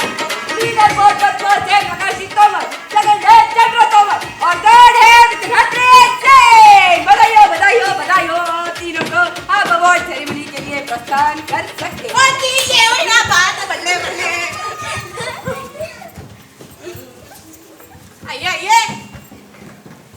जी क्या कर रहे हो? आप क्या कर रहे हैं? रोटी बना रहे, रोटी खाएंगे।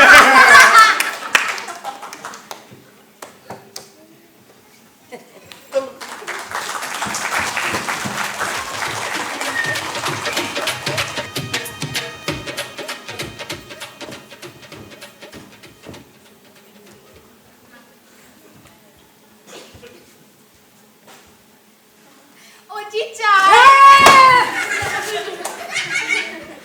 नहीं। क्या?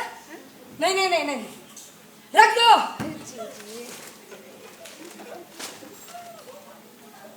वैसे अखबार में इतने छेद क्यों है? मैं क्या जानूं, अखबार वाला ही वैसा देता होगा। ठीक है जाओ।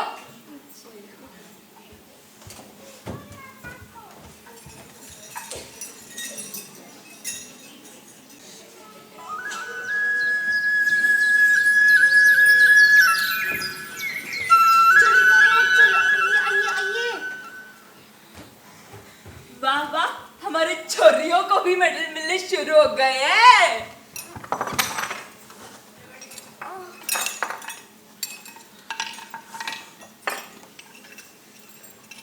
चलो इसे जल्दी से ढक लेते हैं पहले कि कोई देख ले। क्या ढकना है? क्या छुपाना है? दाल में कुछ काला है। दाल में कुछ काला नहीं, पूरी दाल काली है। मैं इस गांव का सरपंच हूँ। लोग मेरे सामने घुटने टेकते हैं और मेरा ही परिवार मुझसे ही गद्दारी कर रहा है। तुम गांव की परंपरा जानते हो। अरे गांव के क्या है, इस घर की परंपरा जानते हो, नियम मर्यादा और ये सब मिट्टी में मिला दी तुमने सब। तुम्हें पता चला? मैं कैसे पता चला? तुम्हें शर्म नहीं आती? तुम्हें पता है हमें कैसे पता चला? वो मैं चाय वाले के पास फटी हुई अखबार नहीं थी और पहले पन्ने में देखा किसका चित्र था? हमारी घर की छोरियों का। क्या सजा दी जाए तुम्हें? कहो कहो, गलती भी खुद ने की है तो सजा भी खुद ही भुगतो। कहो, घर में बंदी बना ले। भाई साहब, मैं कहता हूँ इनके जो मेडल और सर्टिफिकेट मिले हुए हैं ना, वही जला दे। सही है। कहाँ है मटका? मटका दो। नहीं नहीं, तुम्हारी इतनी हिम्मत? नहीं नहीं नहीं नहीं नहीं, बस और कितना सहन करेंगे हम? ये सब रुक जाना चाहिए। आप पंछियों को उड़ने से नहीं रोक सकते। कितनी देर हाँ, कितनी देर आप हमें इस पिंजरे में बंद करके रखेंगे? कितनी देर? आप जैसे मर्द हम औरतों की आवाज पीढ़ी दर पीढ़ी दबाते आ रहे हैं। आपको पता है, कभी कभी मुझे शक होता है कि ये दोनों आपकी खून कैसे है? जो अपने ही खून पर इतना अत्याचार करता है, वो दूसरों पर क्या करता होगा? क्या करता होगा? दादाजी, हम और नहीं सहन कर सकते। माँ दुर्गा, माँ लक्ष्मी, माँ सरस्वती, इन देवियों ने देवों को भी चकित कर दिया है। इनकी ताकत हर एक महिला में है। क्या कर लोगी तुम? क्या कर लोगे? बस बोलो ना। और ये सिर्फ हमारे भविष्य का सवाल नहीं है, ये हमारी छोरियों के भविष्य का सवाल है। और हम आपको इनके भविष्य को बर्बाद नहीं करने देंगे, नहीं करने देंगे। बस आज जिनने सांड की आंख में नहीं, मेरी आंख में निशाना लगाकर मेरी आंखें खोल। भाई साहब, ये क्या बोल रहा? हो सके तो मुझे माफ कर दीजिए, माफ कर दीजिए। मुझे भी माफी मांगने की कोई आवश्यकता नहीं है। हम बस खुश हैं कि आप हमें समझ पाए। ये वक्त माफी मांगने का नहीं, जश्न मनाने का है।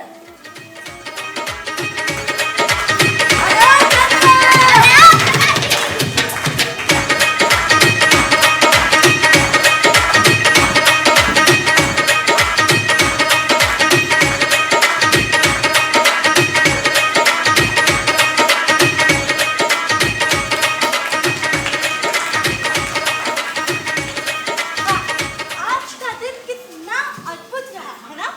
बिल्कुल सही कहा। अहिल्याबाई का वो न्याय, सावित्रीबाई की शिक्षा, फातिमा बेगम का फिल्माई जादू और हाँ, चंद्रो दादी का वो अचूक निशाना। हर एक कहानी अपने आप में बेमिसाल है।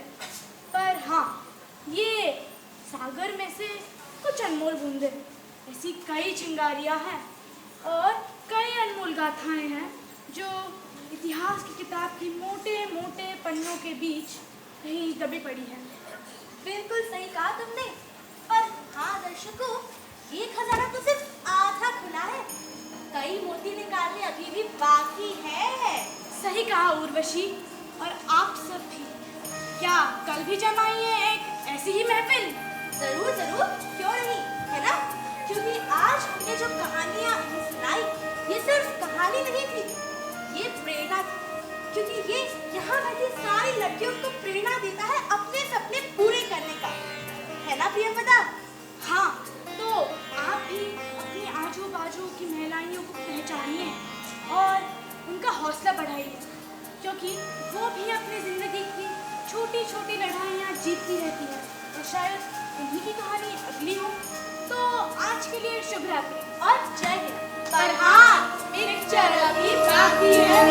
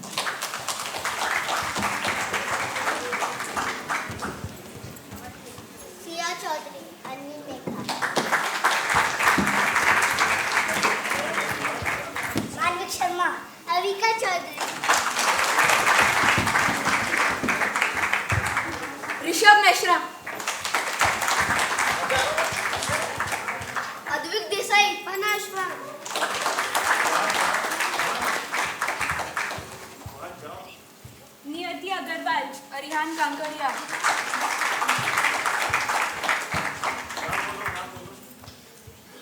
स्वरा फेंसे अंतरा शेट्टे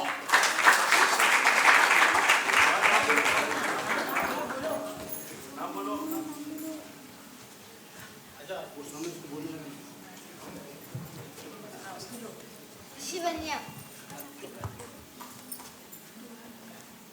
रुआनता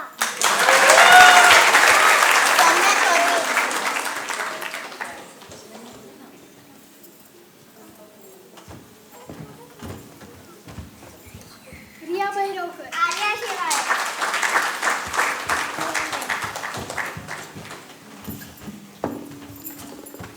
प्रथमेश हर्षे, वंशिका करंडे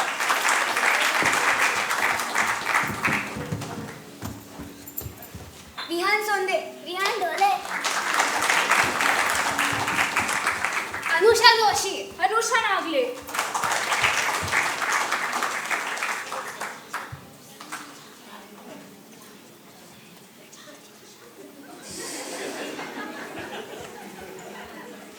लिमिशा धानवाला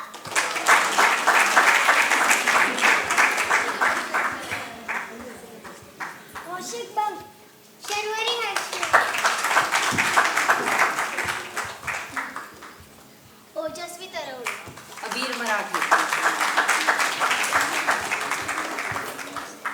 देविका गोगरी ही जैन, साक्षी सोटे,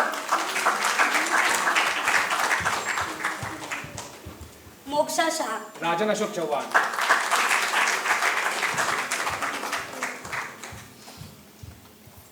दीर्घात रामटेके, मायरा भगत,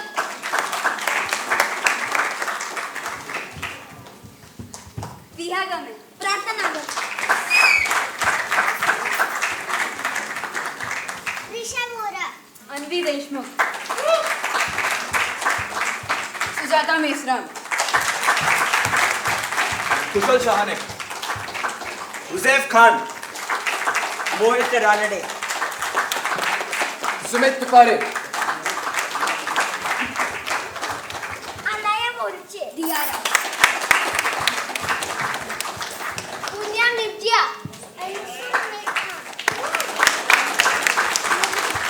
ड्रीम मेहता, अंशी देसाई, वर्धा करजकर, ईरा अग्रवाल,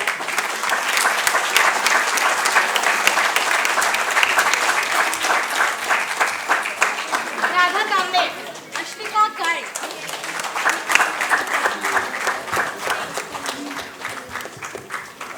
पूजा अग्रवाल, रिधमा पांडे, भार्गवी इटकर, आशा शिंदे,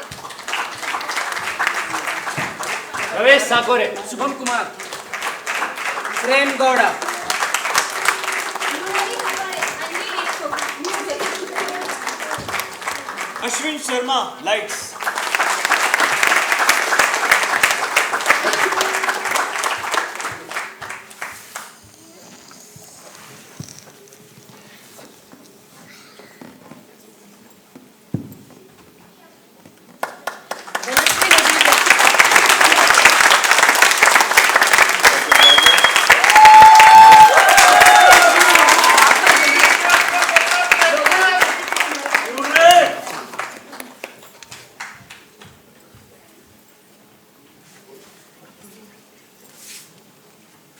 हमारे फाउंडर मेंबर और इस नाटक के निर्माता श्री युवराज शास्त्री।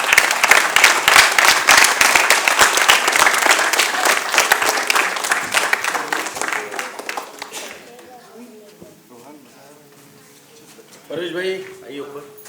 और मैं चाहता हूँ कि दर्शकों में आपने अगर कोई रिएक्शन दे रही है तो आप यहाँ पर आपका स्वागत है। प्लीज आइए और अपनी भावनाओं को तो बच्चों का हौसला और बढ़ेगा। आइए आप बोलिए। क्या बोलूँ, बहुत अच्छा लगा मुझे छोटे बच्चों के साथ परफॉर्म करना, सिखाना, उनको ट्रेन करना बहुत डिफ़िकल्ट बात होती है और ये किया और परफॉर्म किया, वेरी सरप्राइज। और सारी जो उनकी मेहनत है अभिजीत जी की और उनकी बहुत नज़र आ रही है। Very good to see that children performing, और होपफुली मैं आगे और ट्रेन करूँगा आकर एक्शन को।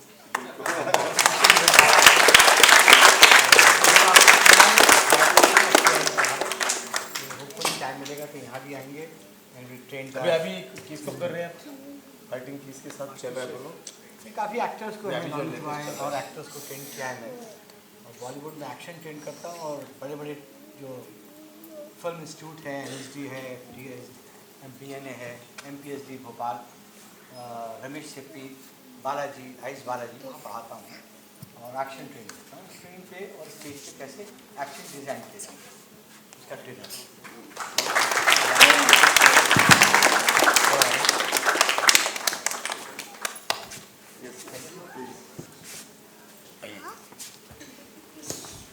नमस्कार, मैं सुहास जोशी, धनश्री काफ़ी पहचान की है। गए 50 साल में थिएटर कर रहा हूँ, प्रायोगिक हाउसी थिएटर कर रहा हूँ, बट ऐसा सुनहरा मौका आज पहली बार धनश्री ने दिया उपलब्ध करके कि छोटे छोटे बच्चों, हम भी 50 साल में ऐसा इतना सहज तरल अभिनय कर नहीं सके, इतना अच्छा अभिनय उन्होंने किया और उनका पूरा श्रेय दोनों को जाता है। बस लगे रहना, अच्छा काम कर रहे हैं। Thank you.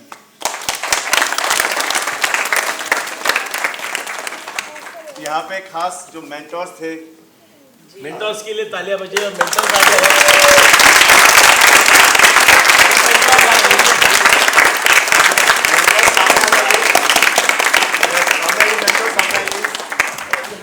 देखो एक चाइल्ड साइकोलॉजी को समझकर काम करना बहुत मुश्किल होता है। बच्चे रोए तो उनके साथ रोना भी पड़ता है, हंसे तो हंसना पड़ता है, उनके साथ खेलना पड़ता है। ये सब में हमारे मेंटर माहिर है, इसलिए मेंटर आ जाइए।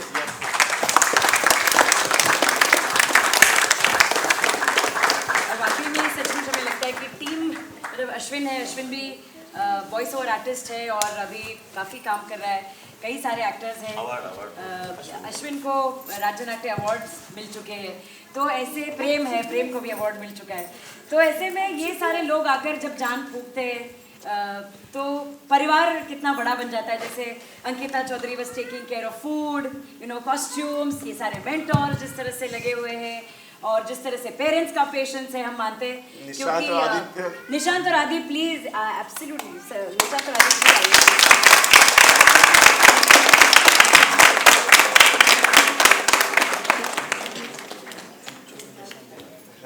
बहुत लगन से लगे रहते हैं और बहुत उम्दा एक्टर्स हैं दोनों, और हॉस्पिटैलिटी और टिकटिंग डिपार्टमेंट इतना।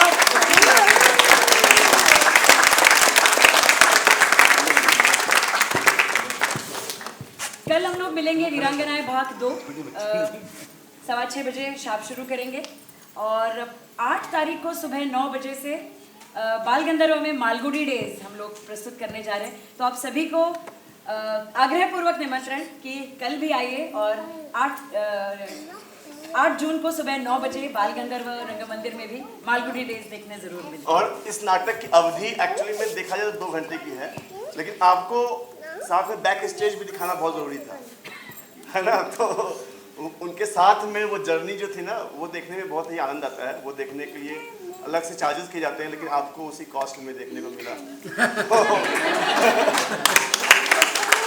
और मालगुडी डेज जो है 9 बजे इसलिए कि हम लोग को याद है कि जब हम छोटे थे तो संडे को सिर्फ इंतज़ार होता था उस म्यूज़िक का जब टीवी पे बजे और हम कहीं से भाग के टीवी के सामने बैठ जाए, है ना। तो संडे का वो इंतज़ार अब खत्म करते हैं। 8 तारीख को ज़रूर आइए आप मालगुडी डेज देखने के लिए। Thank you.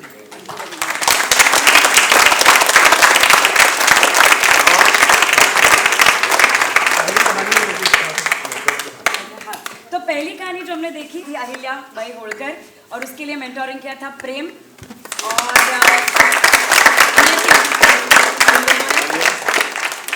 उसके बाद हमने दूसरी कहानी देखी सावित्रीबाई फुले, उसके मेंटोर्स थे मोक्षा और राजन।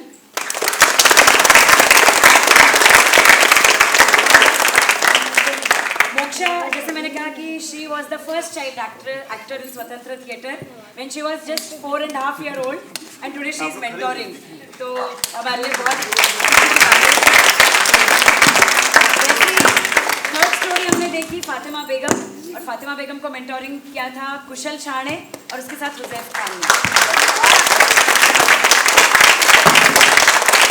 और चंद्र और प्रकाशी तोमर वाली जो गाने की उसकी मेंटोर रही सुजाता मिश्रा। चिल्ड्रन की ही वर्कशॉप, चिल्ड्रन वर्कशॉप की ही प्रोडक्ट सुजाता।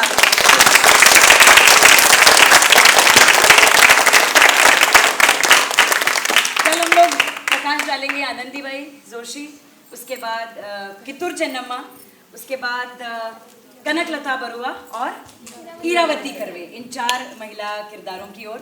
और उनमें से जो रिधिमा पांडे जो मेंटोरिंग कर रही है वो भी हमारी चिल्ड्रन थिएटर प्रोग्राम की एकदम खासम खास एक्ट्रेस रही है and she is also mentoring.